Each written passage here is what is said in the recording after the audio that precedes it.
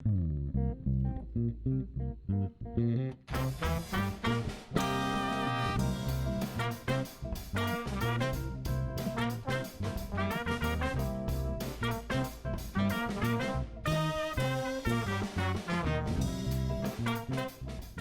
I'm Ted Haftegabber, founder and producer of Live Talks Los Angeles.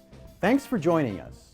Since we started over a decade ago, we have brought you hundreds of conversations with storytellers, writers, actors, musicians, humorists, chefs, and thought leaders in business and science.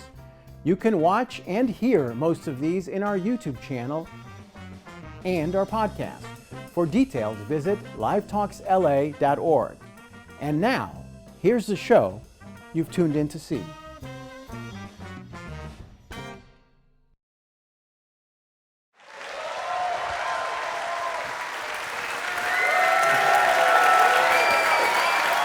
Hello! I've come as Miami Vice tonight. This is me, Don Johnson. Well, good. Hi, Amy. Hello.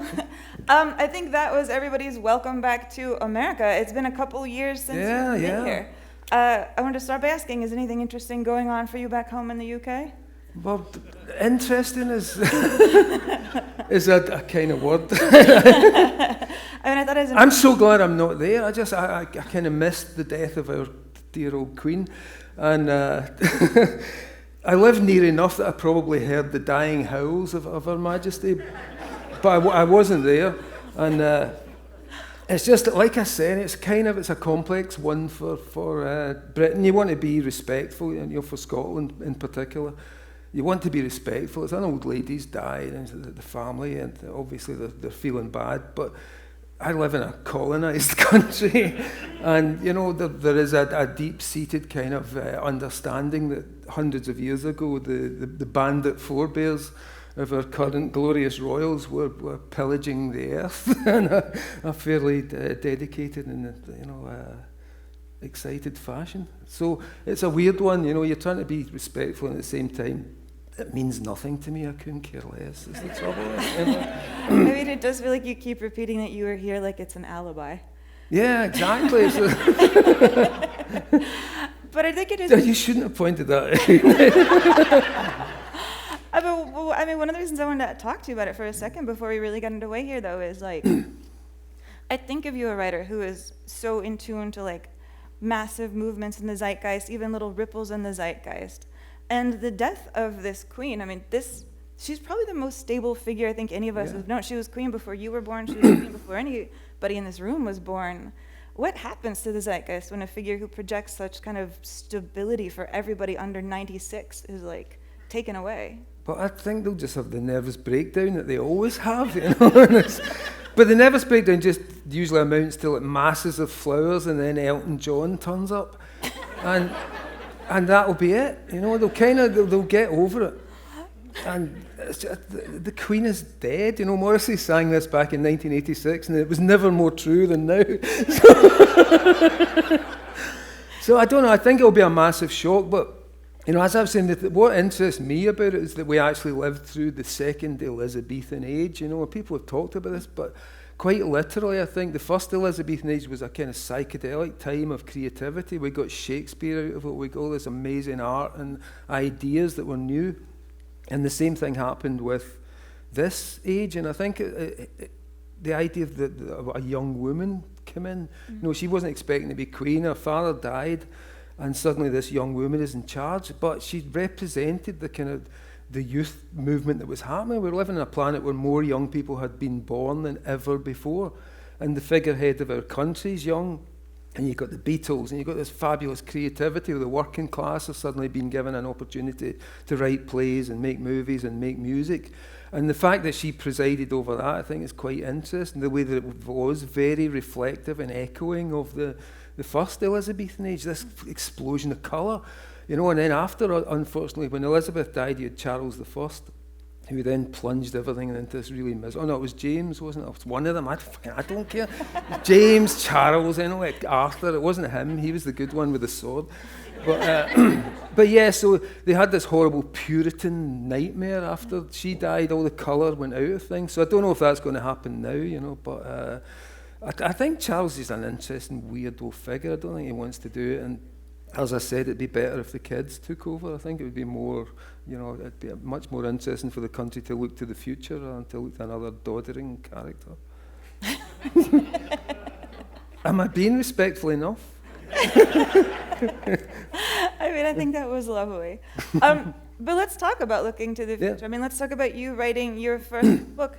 Is it true that you have been trying to write your first novel for you've had 20 years of stops and starts and figuring out what actually was going to be the topic, what was going to be the thing that made you sit down and write something that looks like this? Yeah, pretty much. The only time I ever wrote one before, I was 19, and I managed to finish. And oddly enough, there are Arthurian elements in this, but my first book was a kind of, again, an update of an Arthurian story, but it was more of a kind of, urban contemporary fantasy thing.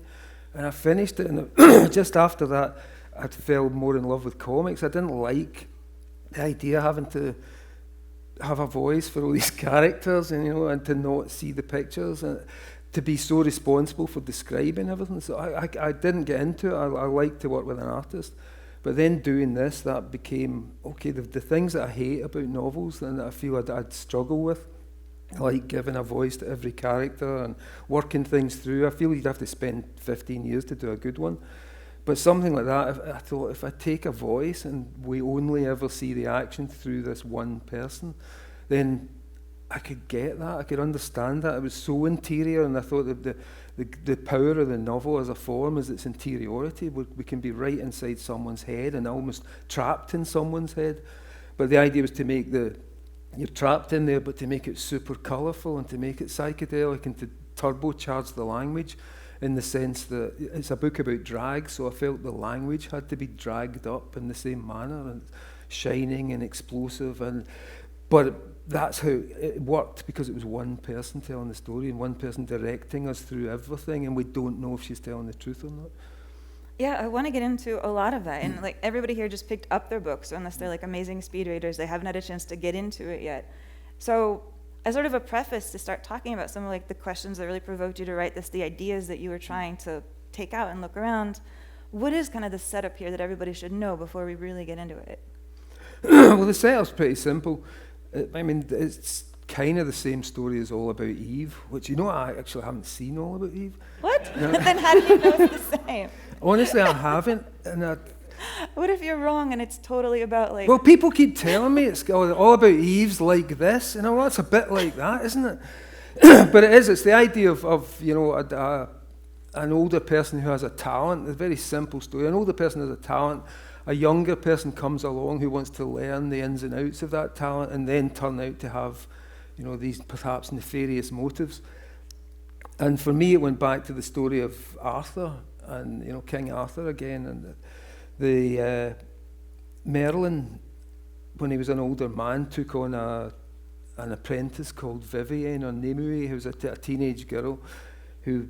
Our whole idea was to learn the secrets of Merlin, and then at the end she imprisons him for all time in a tree, and it was like I think he asked for it because he wasn't, he deserved to be locked in the tree. But it was an update of that, and I wondered how could I take that story and play with it, and it just seemed like it'd be really interesting to set it in the world of drag, because I wanted to talk about that aspect of my own life when I was younger, and the theatre thing, the pantomime thing, gave it a contained space that I could work all this out in. So it was the idea of going back to the first thing, like I said, when I was 19, I wrote a novel about Arthurian themes, but how to update them to the 21st century, or the 20th century, I guess, as it was then. And this was another extension of that. So it was almost a completion of the same project. And going to the Arthurian story and contemporising it is exactly the same method I used. So obviously, if I want to get a novel finished, I have to go to King Arthur. Again, anything else is just a waste of my time. So it has to be the old Arthur and Merlin stuff. That's interesting. This idea of stretching back, because you make the point really early on in this book that drag has its roots in a sort of like pantomime acting, and that pantomime acting is almost one of the more ancient forms of art that we ever have, that this is an art form that stretches back pretty much to the beginning. Yeah, I mean, it goes back, but this is the specifically degraded version of pantomime, which now exists in summer seasons and Christmas shows in Britain. And it's kind of, in Britain we're all brought up on this thing. Your parents take you to see one of these every year. And it's usually a bunch of soap stars or minor actors with one or two big stars from television or from screen. Ian McKellen did the Widow Twankey character that Lucy LeBang plays in here. So it's kind of like that, and you get these people from television, and they enact fairy stories like Aladdin and Mother Goose or The Babes in the Wood. They're all favourites. But they're kind of done in this super ribald kind of, there's a lot of double entendres and innuendos.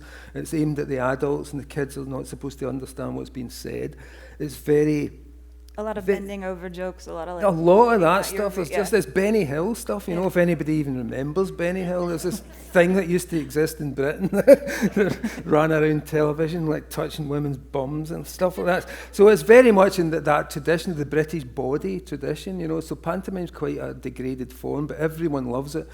And part of what makes it fun is the gender blending element of it, because the pantomime dames, who are the lead females in the stories, and they're older women, so they're kind of matriarchs, but they're always played by men. And the handsome young prince is always played by a young woman. So there's this kind of thing that they do, and there's always collisions of wealth and power, and the lowest become the highest, and there's very much an exchange of things. Even the pantomime Aladdin itself, it's a story from the 1001 Nights of Scheherazade, but it takes place in China in the pantomime version. So Aladdin is a Chinese boy. So it's always the collapse of cultures, the collapse of boundaries, the collapse of gender boundaries, even that makes it a really fascinating kind of thing to watch. And it's funny, and it's got lots of bum jokes. So it kind of, it has a sociological meaning, and it also just has, basically Benny Hill bum jokes. So you can't fail with it. The kids love it, and the adults can kind of dig into what it's all about. And especially now, it seems like a weird microcosm of where we are in the world. I felt, and that idea of assuming identities just seems to be the master image of what's happening now. People are all in drag. Everyone's mediated. Everyone's a face in a mirror or a face on a screen, and it's not necessarily them. It's not necessarily who they might think they are, but it's being prepared for the world. It's a performance for the world. So it just seemed, the whole thing just kind of seemed to come together as having a useful thing to say about where we are. I mean, I want to talk more about what you're talking about like the gender collapsing, but I'm momentarily really stuck on this idea that there's a version of the play that you talk about in great depth in here, where, your main character, where like Lucy LeBang is playing this character, but that she was ever played by Ian McKellen is really throwing me off right now. And all I'm picturing in my head is like him and Cats now, like embodied. It's like Cats is like merging with your book in a way. So Ian McKellen at the age of 65, he just done Gandalf, and again it's the weird connection, the drag, the magic. For me, it's like Gandalf and Widow Twankey connected by Ian McKellen. So he played this role, and he looks fantastic. He comes on in this kind of mad fetish kind of Britannia outfit, and he's got the trident and the helmet, and he looks amazing. But he just played this monstrous role, and I think he got a prize for it or something. They gave him a bar of chocolate. But what you're talking about, like in this kind of art form, is this collapse of like layers of gender kind of stacking on each other. And what I found really striking in your book is you're doing that even in your sentences. Like I think the first one that really popped out at me is you write, "She'd finished his drink." But it's the same person finishing their own drink. Yeah. And at that point, especially because the character's in a kind of state of flux at that moment, because when that character is Luda, then she's always referred to as she, but and when the character's masquerading as a boy, he's referred to as he, but in that moment there's a kind of crossover. So I was playing with just the pronouns as well. Tell us what you want us to know right now about Luda, this character that the book is named after. Well, Luda's kind of enigmatic, and there's a little bit of I thought when I first came up with Luda, I thought it was a really interesting name because it's a kind of player of games thing. It's the feminine version of Ludo, which is the player of games. And there is that kind of, the name almost conjures up a little Nabokov and Lolita and that sense of obsessional, the repeated L's and the U's and this kind of labial name that I think suggests obsession. And the character is, I don't want to say too much about her because she is that obsessive character. The lead character, Lucy LeBang, is an older drag queen who's very well aware of how she's changing and aging over the years and looks back to how wonderful she was at the height of her fame. And suddenly in comes this young queen who's 25 years younger, but looks like her, looks very like her. They both have this weird kind of Fibonacci section in their face where the faces are perfectly symmetrical. So it's that story where suddenly this person comes in who is the next generation, who's the one that's here to replace you, and you kind of know it's the person to replace you, and what's the best you can do is try and impose yourself onto that person and then question that. Is that really the best thing to do? Is that the best way to teach a new generation, is just to tell them to be like you? But there's more to it than that, and hopefully as people read the book, there's a kind of Faust element to it, or is it a ghost story? And in the same way that I've collapsed the genres and genders, it can be anything. There's a lot. It's comedy. It's a ghost story. It's a horror story. It's a kitchen sink story. It's and I wanted it all to merge and meld the way it would in pantomime. I mean, when you have all those threads that you want to do with the story in your head at the same time, are you keeping it straight in your own head? Like, how are you the alchemist blending all of those things as you're writing it? Well, straight's probably the wrong word for, but I'm keeping it twisty. It's because there's a lot going on, but it all basically grows from the central stem. And once you get that central stem, okay, it's this Merlin story, and how do I update it? What's the oak tree that this character's trapped in? Well, it's a mirror that appears in the story with an oak frame with the bulbs and this kind of dressing table mirror. And the idea of being trapped behind glass appears in it a lot. There's a kid kind of trapped in one of those weird neonatal things. There's a panther behind glass in the museum, and there's a lot of repetitions in it of imagery. So that's what held it together for me. It can be many things, but as long as you've got your image system, like in a movie, you can keep going back to it, you can keep reinforcing metaphors, but in different ways, and hopefully in ways that can be quite subliminal, so that people just feel the claustrophobia of the structure pressing in them without it being maybe too obvious until you've read it maybe 2 or 3 times. Yeah, right. You talk a lot about this like 5-sided mirror that Lucy is always staring at. I mean, Lucy is the character whose head you really throw us into. She's I would say the Betty Davis, but since you haven't seen All About Eve, I'm worried about making you but like, she is a person who throughout this whole book is always telling us, the reader, who she is, who she thinks she is, what she believes. And I found myself wondering, like, is she telling us all of this because she's insecure that she doesn't believe who she is? How much do I believe what she's always trying to tell me? She is a big talker. Yeah, and she's telling you all this as well because, and this is not a spoiler because she tells you up front, it's like a confession, or not even a confession, it's a statement to the court. And we don't know what the crime is yet, and we discover as we're reading, but this is someone basically saying, here is my statement, and you have to accept this as my side of the story, and it's so elaborate and so baroque and so gothic that, as you say, how much of this do we believe? And she makes mistakes a lot. She can, again, I did that deliberately so that when I did make mistakes, I can't count, so I get years wrong all the time. I just hate numbers, and they just defy me. They slip away. If I try to make sense of them, it just doesn't work. So I knew I'd make mistakes in there. Like I'd say, 30 years ago I was doing this. And then she says, maybe 25 years ago I was doing that. So it actually worked in that context. I could make the mistake part of her story. You start to realise, well, even she doesn't quite know how that lines up. And that's part of it. How much do we believe? Everything we hear is through her. We don't know if any of this even happened. I mean, you've called writing comics poetry. So like getting into like this hardcore prose, did it activate like a different part of your brain? Did it feel different mentally like writing this? It was kind of like the the concentration of it, you know, it's the way I think anyway, you know, that's what my head's like all the time. So Too many words? yeah, just constant trying to entertain myself, you know, and putting on voices and little dramas and ridiculous, you know, trying to make myself laugh. That's what I do all the time. So it was just kind of turning up the dial on that and making an art of it, you know. So it was easy to do the voice, and again, because it was a singular voice, I think I'd have hated to do an omniscient narrator who knows everything and then slips into this other person, say like a Stephen King novel. To be just in that head, I found it really enriching, you know, and to use words like that, because I just said, like, I'm dragging it up. Hemingway would kill me, you know, and like any professor in any university would kill me, but fuck you, I didn't go to university, so I can get away with it.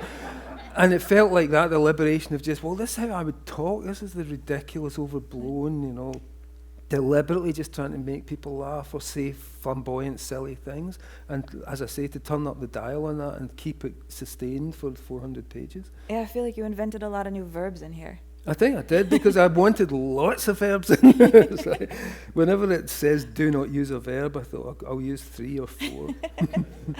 But what was it like for you giving up the control of being able to guide what the audience is imagining when you're telling them a story? Because when you're doing a comic, you can really be specific about what they're going to see in the frame. But you can't control what any of us are seeing in our imagination as we read this. Yeah, and that's the great thing, you know, because in a comic you can see the world, you can see what's happening. So no matter what the narrator says, even if Batman's got a little caption box above and he says, Gotham, you know, and it's just, rain falls like piss or shit or one of those things, you know. That's just his monologue, but we can see that there's either no rainfall and there is rainfall, and so Batman's gone mad or he's kind of doing his usual. But in this, we can't see any of that, and again, that's what I think makes it, it's the fact that the only reader's seen it, and we compare, and we'd all have different versions of Lucy or a mirror, and that's what, again, I love that about the novel. That's the thing it does, that everyone's got their own take and everyone's got their own version of it, and this deliberately uses that as a kind of NLP to create the audience participation effect as well. But I mean, I think of you as somebody who, when you're writing, you know, in your comic books, for example, like, you're aware of what the audience is thinking, and then you're aware of how to screw with what the audience is expecting on the next page. Does that mean when you write, do you picture an audience member in your head? Do you picture the audience in any kind of way as you write? Yeah, well, in the sense that I am the first audience, you know, and like I say, it's coming from multiple parts of me. So there's one of me that's just sitting there as a reader, and quite a critical reader, and just, you know, I look at the book as it's published now, and I'm like, oh fuck, you need to change that. And every page I'm like, oh, now you've repeated yourself there, you know, and it's kind of, there's always that. But that I am the first audience, so it's just, if it entertains me, if it entertains the crowd of people in there that are sitting in the audience to be entertained, yeah, I kind of think it's working. But yeah, I am the audience first. But I was curious, I mean, there's like a part in here where Lucy, your main character, is remembering being young and remembering buying an old Batman comic book and reading this comic book and having the feeling that the artist who made that comic book didn't live up to what they were hoping to do with that comic book. That felt like something coming from your brain really personally, or no? No, I mean, I think in terms of comic books, certainly, because it's a production line business, and I don't think artists generally, especially in those days, had much time to do the work. And so I'm just guessing that for most of them, it was probably not as good as they might have done given time. And I'd imagine that a lot of them would have thought, if only I could get the time, you know. And in latter years, yeah, artists can be superstars and get that time. But I was talking about those guys, so I figured it was probably true. And it wasn't necessarily, this was just a thought that I'd had as a kid, and it was this Batman comic, which I kind of did a version of in the book. And I do remember my parents were having a fight, and I'm reading this Batman comic, and what was weird about it is that it became flatter than flat. And it was as if my whole life had gone flat. it was like 10 or 11, and I'm guessing it was just before I got into the drag stuff as well. And I think there was a whole, like, hormones start shifting, and your entire perception of the world can be a bit weird. So for me, it just planed out, and the comic was even flatter than the real world, which already seemed flat. And the drawings just looked so crude, you know. And before that, I'd been really into this thing. This was very convincing. Batman's chasing this guy across the rooftops, and then you're looking at this badly drawn leg and this kind of lumping shadow because they didn't have enough time to draw the actual guy. And it was the horror of I had participated in this to create a world of glory and wonder, and then I kind of dropped my side of the bargain and realised I was just looking at some tawdry simulacrum, some desperate attempt to render the world that ended up like chicken scratchings, you know. And again, I think the book is that as well. Lucy is telling a very squalid story ultimately in this book, and she dresses it up in such finery that as long as we participate in that, it becomes a magical experience. But underneath it all, there's something that could be quite, you know, destructive and painful. Yeah, I mean, you give that idea of taking the normal and dressing it up like a really specific word in here. You call it the glamour. Glamour, yeah. Yeah, and you start by saying that glamour is a word that we got in the English language because it descended from grammar, which I had never heard before. And I actually had to check to see if that was true. Like, what is that story of how glamour came? Well, the word grammar, you know, grammar referred to basically what scholars did, and it was writing and learning at that time, because most people are illiterate at the time. So you think about scholars, they had they had books. And books, what's a book? It's just some weird construction, and it's got paper inside, and you open it up and there's all these markings on it. So if you're illiterate, it means nothing. But to someone who can read, there's informational content there, like very powerful informational content. So the idea that someone could open this thing that the largely illiterate populace couldn't understand and read the words of literally God or Jesus was magic. You know, the words of a dead king. Wait a minute, didn't King Richard die 300 years ago? No, he wrote this. And they read it, and it's the voice of the king. And they read the Bible, and it's the voice of your Lord. So these people were seen as like very powerful mediators between uncanny forces and the ordinary illiterate people. So yeah, it had this aura of the uncanny around it. And it's the aura of the uncanny that stuck through the way the word changed. It became grammar-y, and then it became warped over time, and it began to seem that the uncanny aspect of it took over. And that's what fed into the Hollywood version of it, because the Hollywood idea of glamour is to isolate and emphasize, you know, a certain aspect of how someone is, and then present it gigantic so that everything else is forgotten. You don't see Marlene Dietrich's spots anymore. You just see the perfect lighting, and they create imaginary lighting that can't even exist in the real world. You know, people are sitting in drawing rooms, and it looks like the light of the late evening sun, the magic hour, because it's been painted on their faces. So glamour became that. It's about isolating, about emphasizing what you've isolated to the point of creating almost an uncanny effect by specifying only the parts and then ignoring everything else that doesn't fit the projection that you're trying to put out. So that's what that kind of descended from there, just from the notion of words being intrinsically uncanny, and then into the notion of the uncanny itself being, how do we create the atmosphere of that? I mean, because you describe in this book, you know, so many scenes of putting on makeup. But I was thinking as I was reading this book, you describe the act of putting on makeup with like the love and the detail that like American Psycho talked about restaurants. Right, okay. You know? I mean, so some of that I'm guessing like comes from your own experience when you were doing drag when you were younger? Well, that, obviously, and just, I think in the book as well, the character's putting on makeup, and as she tells us a story, she's dressing up, but in actual fact, she's stripping down. By the end of it, when the makeup is all done, you now know everything about the character's soul. So she's becoming naked as she dresses. And that's what interested me, is the notion of the face, you know, the cover even. There's no head. There's just a face there. And it was just putting on this thing, but the thing can be anything. It's a ghost. It's like something that imprints itself in your face. And I was just fascinated by that as the notion, and how makeup allowed that to happen. You know, you can imagine, especially now, when I was a kid doing this, you didn't know anything. We didn't have contouring and all this cool shit you get now. So you were just like daubing it on like clown makeup. Contouring is so new. It feels like it's giving the old Hollywood technique finally to us in the last few years, and it is of like highlight and shadow. Yeah, and to isolate and to create these lighting effects. So when you see that now, it's taken on such a sophistication, even from when I knew back in the day. So I was talking to Adam about this the other day, and we just figure, you know, like Zoom now, where everyone used to just slob about on the phones, and then Zoom came along, and you've got to try and look okay in Zoom, and I've got to put the background. But we're thinking that obviously the next stage of this is that everyone's going to have to come on full contour, makeup, lighting, because it's getting that way. You know, we've got the ring lights now. We're starting to, it's like a dressing table for a Hollywood star, and everyone's just going to look ridiculous in 5 years' time. I bet it's like completely made up, lacquered sheen. You know, like lighting. False face. I mean, but do you enjoy that a little bit? Like, when do you feel glamorous? What makes you feel glamorous? This now, today. Dressing as Don Johnson from the Negative Universe. No, I'd like anybody else, you know, just coming up, isolating yourself and putting yourself up here and then, well, I better make some effort is glamour, you know, it's just that.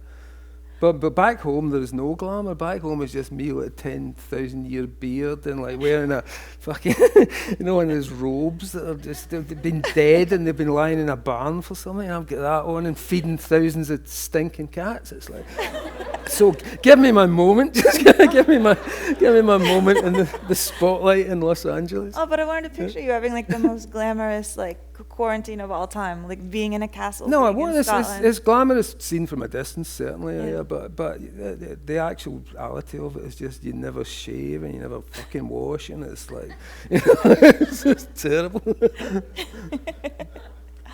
I mean, what is your desk at home like? Like, tell me about just actually the mechanics of writing this. Are you a morning person? When is your brain? Yeah, I get up and I just work. You know, I feed the cats, have breakfast, exercise, and then go to work all day until I stop. Have you named all the cats, or do you have so many cats? Yeah, we've named 30 cats, and it's getting really ragged at the edges now. You know, you're just calling them Bob and shit.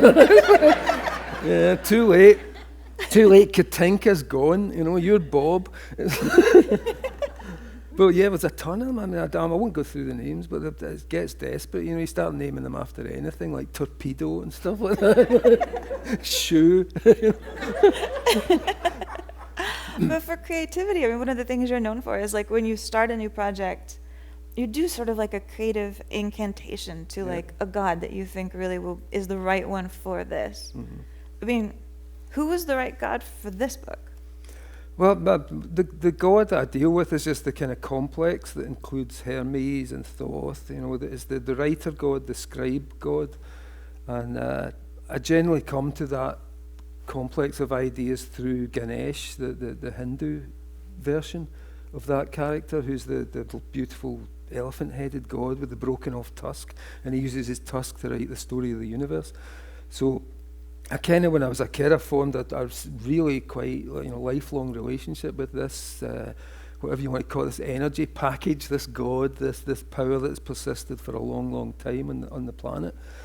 So I always go to Ganesh and do the ritual for the breaking down of obstacles and the good work, etc.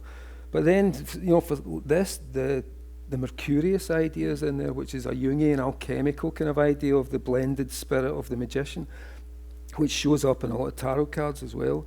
And it's the idea of the binary spirit being fused as one. So I did some Mercurius stuff in there, and I wrote these like ridiculous rhymes. There's that one, the sister, brother, Manny Queenie. Something dry martini, black Pink Panther Lamborghini, and I used this as a summoning for this kind of god of glam, and updated the idea of Mercurius into a drag version. So yeah, that was the subsidiary god that I kind of contacted for this one. I mean, so much of this is also like a backstage drama that takes place in the theater. Yeah. I mean, from your own experience of the theater, did you put any of like the characters you met in that world when you were doing plays in? No, totally. I mean, because everyone's kind of the same. Everyone knows these characters. The dictatorial director with a vision. He's always got a vision, and everyone else has to abide by the vision. And then the actors who kind of, I've done it all before, seen and done it. And then there's the ingenues and the excitable. So there's a lot of really good characters and stereotypes that you can play with in something like this. And I'd met all of them, I think if you're working any kind of theatre production or musical thing, it's kind of the same, and the personalities are all quite similar. And bands, being in a band, Lucy's not in a band really, she's in a kind of comedy troupe, but the dynamics of being in bands, where people just fall out and there's like, you form alliances against someone else, and so that was really helpful for writing that aspect of it. Is there something like, is it more daunting to picture sitting down to write and having like a completely blank page than it is pleasurable to sit down and have a page where you're taking kind of stories that people already know and reworking them? I'm phrasing that in a complicated way, but I think of like how when you take Batman or Superman, it's like very fun to figure out your way into that. And here, this play that they're kind of putting on, like, is this pastiche both of like Aladdin, a story that everybody reading the book will know and that that they know, and so you get to have fun with playing with what they know, and also you layer the Phantom of the Opera on top of that. Yeah. Does your brain work in that kind of wormy way where it would rather take something people know and then figure out a hole into it, or I'd always take, the first thing I do when I'm coming up with a story, and it's just like an internal mood board. So for me, it's always, what's it like? What story is that like? Is that Jason and the Argonauts? Is that, Romeo and Juliet? And there's always something, I think, what's the core to this story, which in this case was the Merlin thing. So I'm building it out, because there really is nothing new under the sun, there are rearrangements of things. So I always like it to connect, and if I'm going to write a book about Merlin, then I have to read everything about Merlin, I have to think I've got every reference that I need here, I've got every reference on Vivienne or Nimue, and I might not use any of them, so it's just everything piles in, and then I've got to learn about pantomime, and then I've got to do this, and the Botox, had to learn about Botox and figure out how that worked in relation to A Man Called Horse. I was thinking, A Man Called Horse hanging there on the hooks, if only they'd given him Botox. But you make Botox sound awful in this book. Well, but I should have actually done it myself, and I kind of, I'm only willing to go so far for the method, I thought you went very far for the method. You tend to go very far for the method. Is that your limit?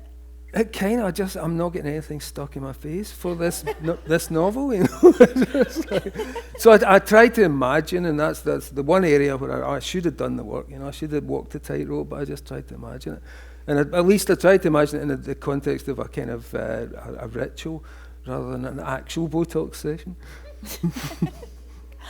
But this idea that we do keep retelling the same stories over and over again.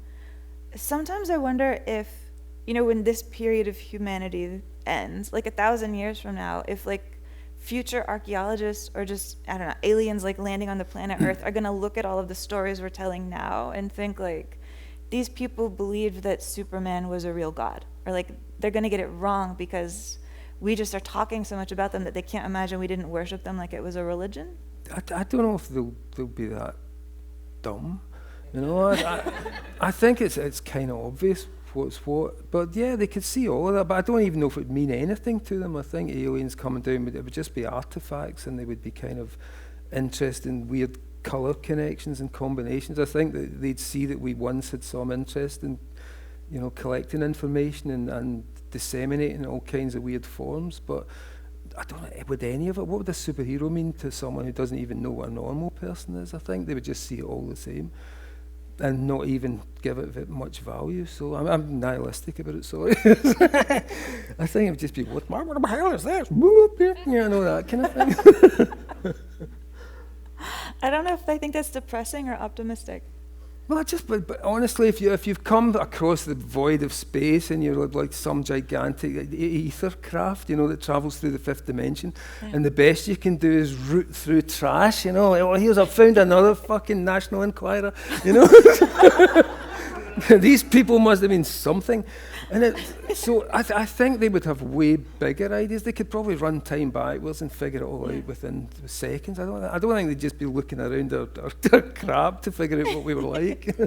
I mean, honestly, surely. Haven't they got people for that? Wouldn't you want to read like their comic books though, to see if there's any sort of new idea of storytelling? Well, but this could be their comic book. We might be in it. Ooh. Dude.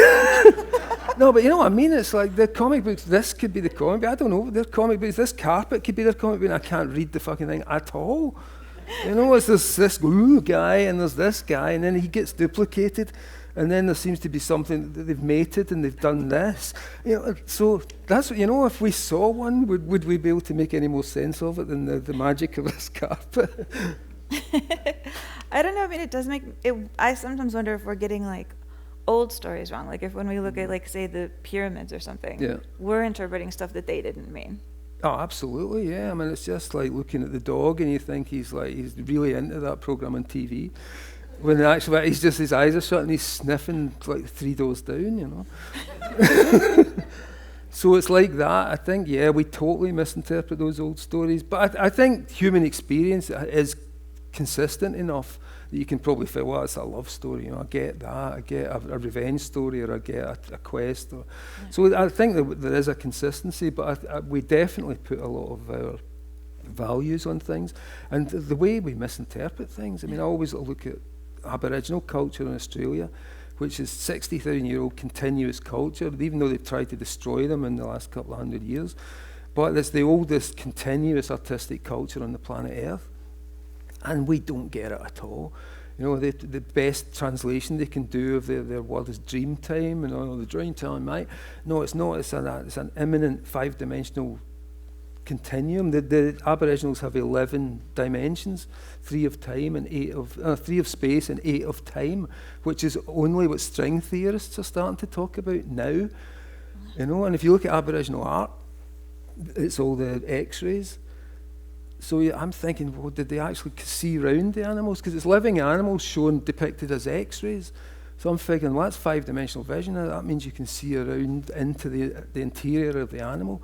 And I think there's a lot of things about their culture that we just have not the words to describe. It's so old, it's so ancient, it's so rooted to the earth in a way that they don't need to build huts. They live in a scorched desert, and to them it's this territory that's alive with songs and stories and ideas.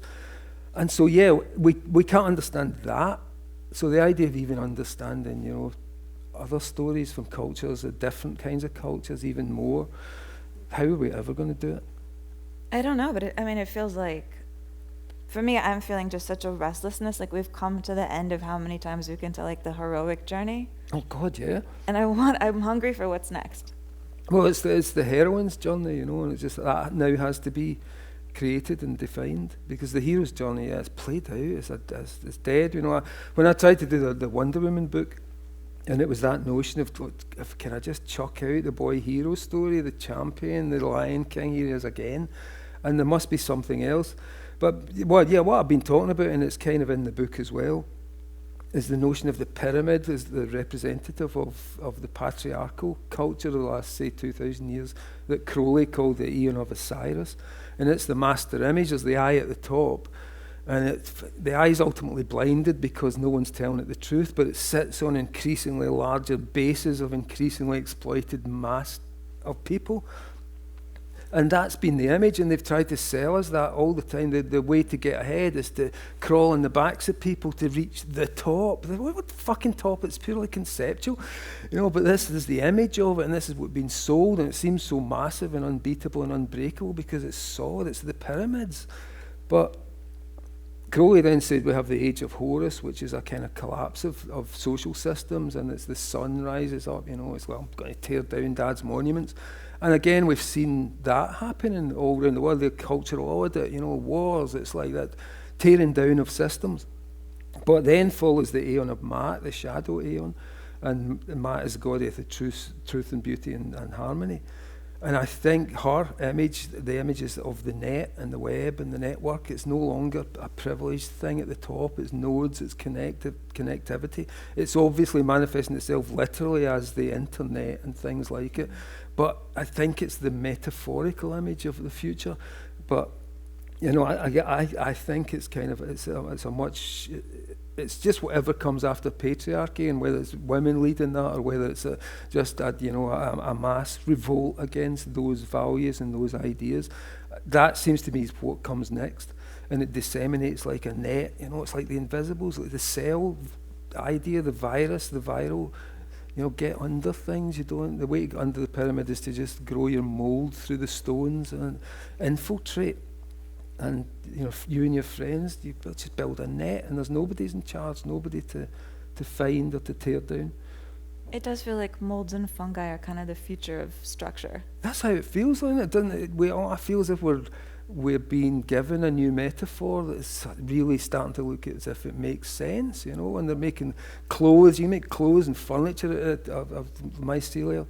So I whether all of that is you know, whether we make our furniture and our cars out of mushrooms, that's not the point. I think it's the metaphor and that image seems to be way more useful and way more relevant to where we are now than the old horrible pyramid. But what is it like, though, to plunge into talking about gender and to like be chewing on gender and kind of questioning what we even mean when we talk about gender, you know, in such depth that you do in this book, and then having conversations about it in 2022? Yeah, well, it's just, unfortunately, all I can do is say, here's how it used to be, you know, for me, because I'm not young enough to participate in what's going on now and on the leading edge of that debate. But it kind of felt that this has always been part of my life, and suddenly you're able to talk about it in a much more open and interesting way than ever before. So it just seemed like here's the time to just say, oh, here's an old timer, you know. Here's how it used to be, kids. We never knew contouring back in the day. Is that your American? No, it's just one of them. But it's just old Jethro.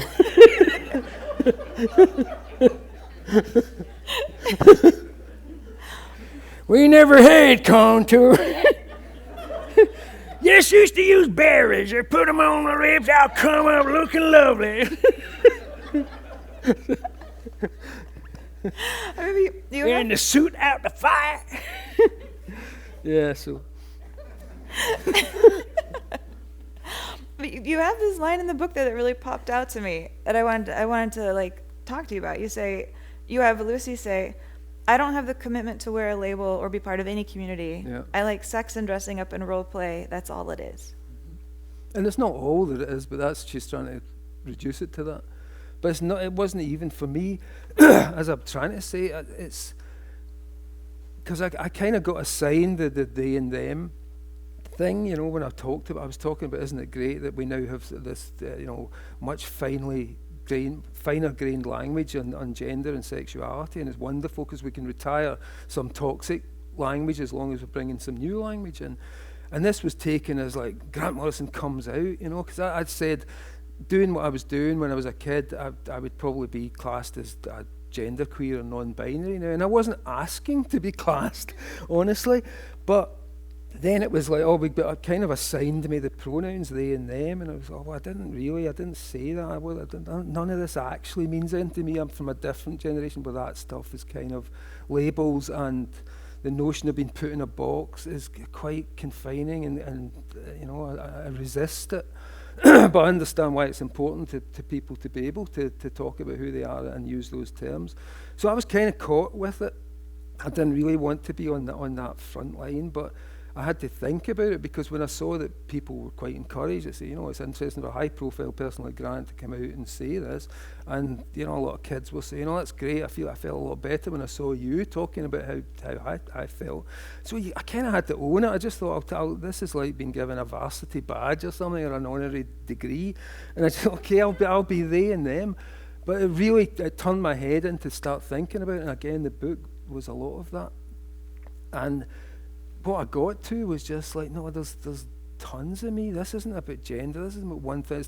And again, I'll say this again, it's not about the trans experience, this is not that. The trans experience, as I believe and as I understand it, is a revealing of self. You know, it's that you take off a disguise to become who you are. Whereas this, the drag I'm talking about, the glamour I'm talking about, is that you put on disguises to become who you are, or elements of who you are, and it's not one thing or another. And it's why I say I lack the commitment. You know, I never felt that I needed to transition or to become something else. I felt that I had all these options open to me as a young person where I could look pretty good in anything. So, you know, you could be Kate Moss one day, or you can be a punk rocker the next day, or you can be a businessman that day, or and so on. And what it opened up to me was really this sense of there's lots of me, you know, and there's the multiples, and it's kind of always been like, it's like a Justice League, or that's why the Invisibles kind of works, because they're all me, or the X-Men, or they're all me, the Justice League, it's all me. And I got really excited about this, being able to now talk about this, because I think it's the idea of non-binary and these names, and like, see, I'm honoured to be, you know, to be involved in the discourse. But for me, it's not about that. It's non anything. It's inexplicable and it's gigantic. And all these personalities were things that I was just allowing to express themselves, and some of them were girls, you know, some of them fancy straight boys, and others were like, you know, just be, what? I'd never understand why I would even be like that. They're all very autonomous. And it seemed to me that's what I'm kind of more interested in talking about, rather than they and them. It feels like a we that incorporates everybody. But it's certainly, I think there's possibly a way forward through the confining nature of the ego and the individual. And I talked about this in Invisibles way back as well, that if there's a multiplicity of us, then yes, sometimes we contradict ourselves, sometimes we say something dumb, sometimes the little 17-year-old puts his fucking foot in his mouth, you know, but then all we do is take him in and say, don't do that in public again, you know. But the trouble is, don't do that in public again, because we've just been cancelled, you know. And I think if we're going to cancel anybody, let's just cancel one personality out of 30 and see how that works, you know, because I reckon it may not work. But it just seems to me that we are multiplicities. We make mistakes, we contradict ourselves, and maybe there's a way out of the rigid kind of the definitions that we've been placed under. But I say that purely as just a fucking old guy. I don't know what's going on out there, you know. I'm probably completely wrong, and kids are just like, shut up, you know.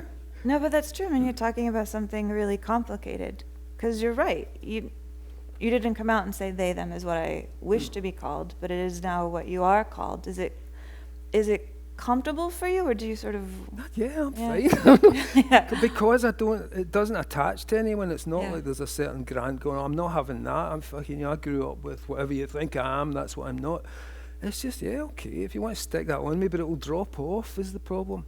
It's like, I'll never be a spokesman, I'll never be, you know, and I'll say again, it's like, you look at, how can any human have a label? Because you're born and you're a tiny little crawling baby, and you go through all this other stuff, and at the end you're dying in a bed, and it's like, what? How does that connect to that? How can you stick the same label on that as the one at the end? The entire, everything that you've been through changes your head. Everything, your body changes like a fucking werewolf, from a baby to you know, to a corpse. And it's the idea that you could stick a label on that would last for more than like 5 minutes, I find bizarre. But again, I'll always qualify it by saying this is just me. I could be wrong. It's just, but all I can offer is my own experience, my own viewpoint, because I don't have any real, you know, I can't speak for anyone else. Are you personally comfortable with more label? Like, are you comfortable with he, him as well, or? Yeah, I'm comfortable with all of them. They, it. Yeah. You know, like That any guy. new ones you got, I'll have them as well. You know. What about some of the 4-letter ones? What are they? Oh no, I wasn't even thinking there. I was thinking terrible words. Sorry. I'll take the terrible words as well. Like, and I've been called worse things than he or him. So was there a day of writing when you were working on this book that was just sort of your happiest, where you felt like all the words were coming on the page and exactly how you wanted them?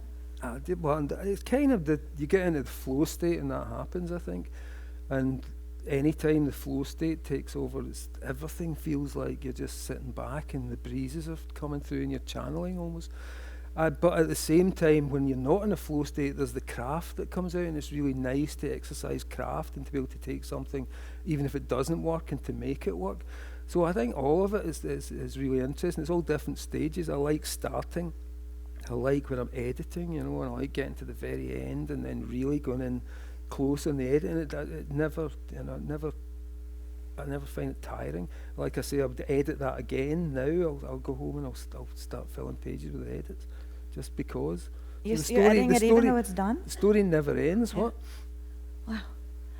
We're about to take audience questions, but I do want to ask, how are you feeling about sort of the discourse that's been happening in comics lately, where it almost feels like comics have become this battleground for people to have fights about gender identity, that people are mad that She-Hulk is twerking and saying Stanley would roll over in his grave. Well, I mean, that's really the important thing, isn't it? Fucking hell. But it's just too much fucking time in your hands, It really is. It's like, that's trivia. It's fucking, if you're that obsessed with trivia, but people are, and it becomes so important, but is it really? No, it's not, just, she's twerking. Guys, get over it, it's too late, it's happened, Now what? Fuck, you lost.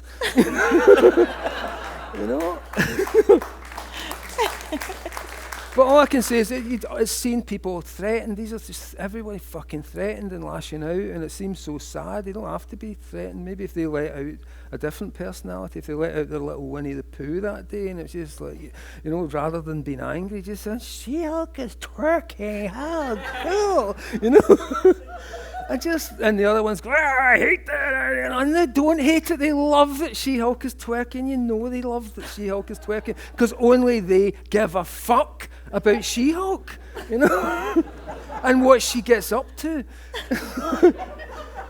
So it's kind of such a phony thing, but it's so destructive and painful, I think, for everyone involved.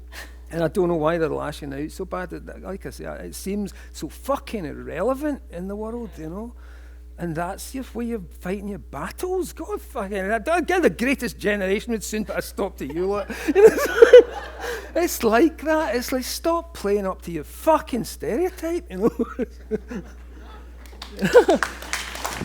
Grow up, America! No, it's like that's what Burroughs would say, It's not me. I would never say that. All right, so we have a mic in the audience. Hi. So recently when Tarantino released Once Upon a Time in Hollywood, he did the novelization of that. Right. And you mentioned The Invisibles a few times, and that's certainly a story that lives in my head a lot. So I was just curious if you ever thought about possibly novelizing The Invisibles, or I know The Filth is like a spiritual sequel to that, of ever tweaking something like that. No, I would never novelize it. It was what it was, and it was very much of the time. I've been working on sort of various television or film versions of it. It keeps cropping up and it keeps disappearing, and I can see it in that format, but definitely not a novelization. I'd be writing it for the rest of my life. I'd be George R. Martin in that one. It's like, it's like Mr. Martin death is coming. I haven't got to the last chapter yet. So no, I definitely wouldn't make it in the prose. I think it stands as it is, and it's of the 90s, and it was when it was made. Hi, Grant. Hey. So the late Neil Adams, I'm curious, he had a book many years ago called Batman Odyssey, which he claimed was the first comic book to be written as a novel. Having now written a novel yourself, could you speak to that experience a little bit?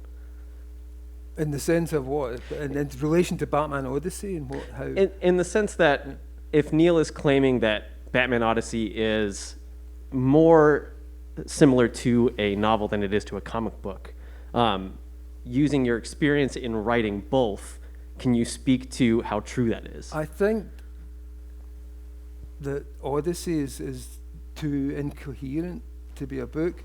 And I don't mean that in a bad way. I love that thing. I love those Neil Adams things because he just goes for it, and it's just everybody else comes in and they've got to write like the shot in the alleyway and like Batman's trauma and all that, and he doesn't, and I love it for that reason. But I just don't think the architecture of it justifies calling it a novel. I think if something's a novel, a comic novel is Watchmen. It's fucking got architecture. It's like a novel. is worked out the way a novelist would write a book. So I think it's too much like a comic book to really justify that it's probably best as what it is. But I don't know. What do you think?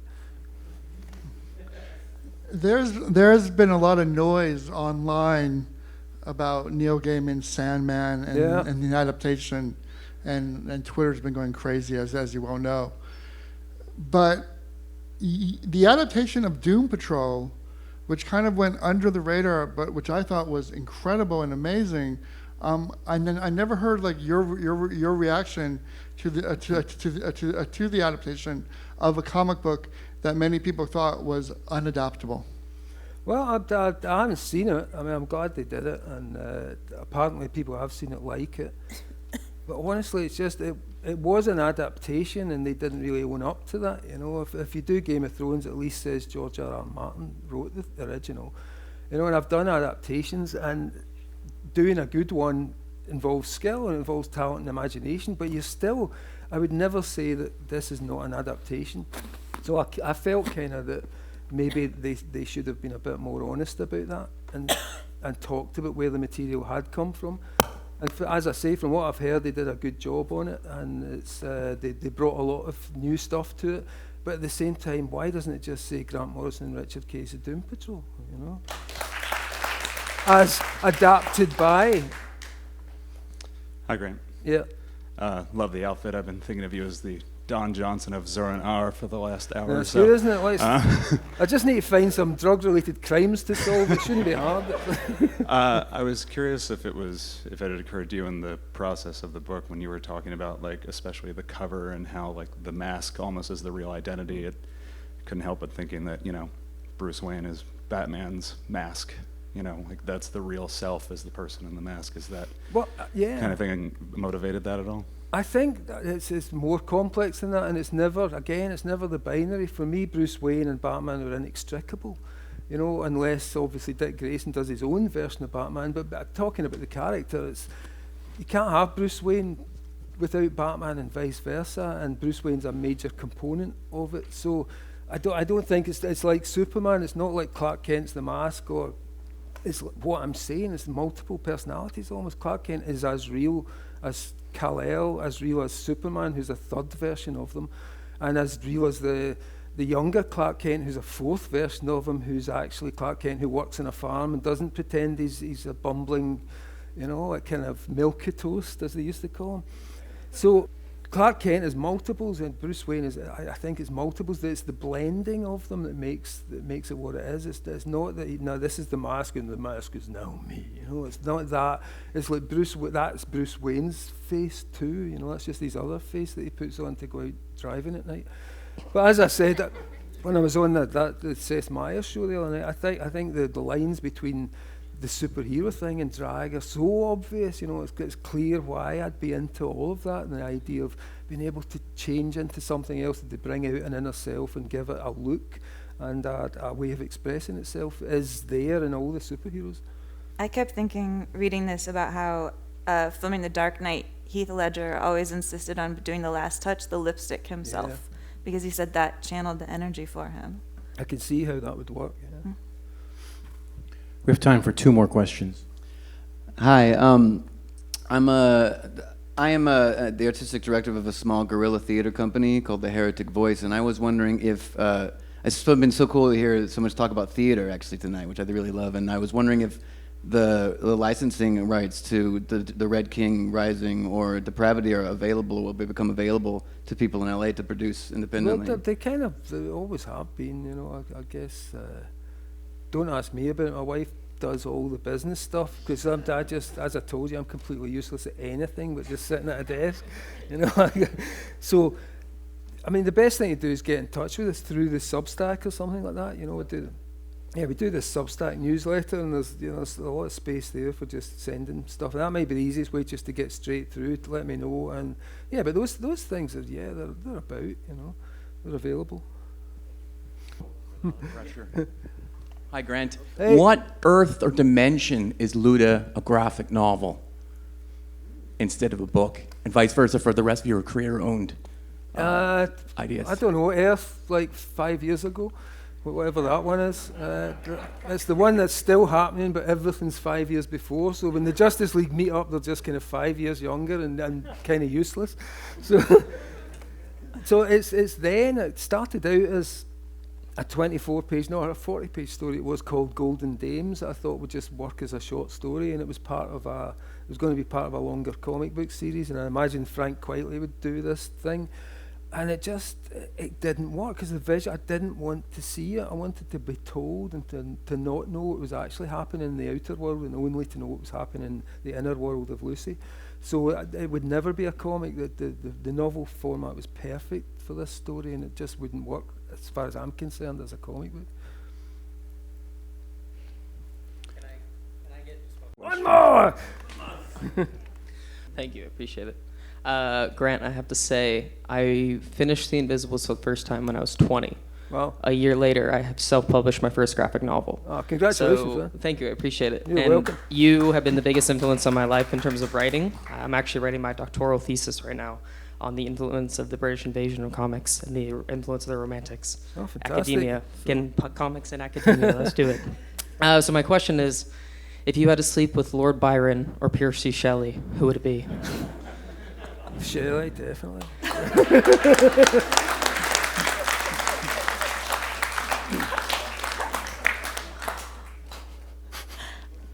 I kind of want to ask for an elaboration. You can just see it, can't you? And I'd want it painted by Caravaggio.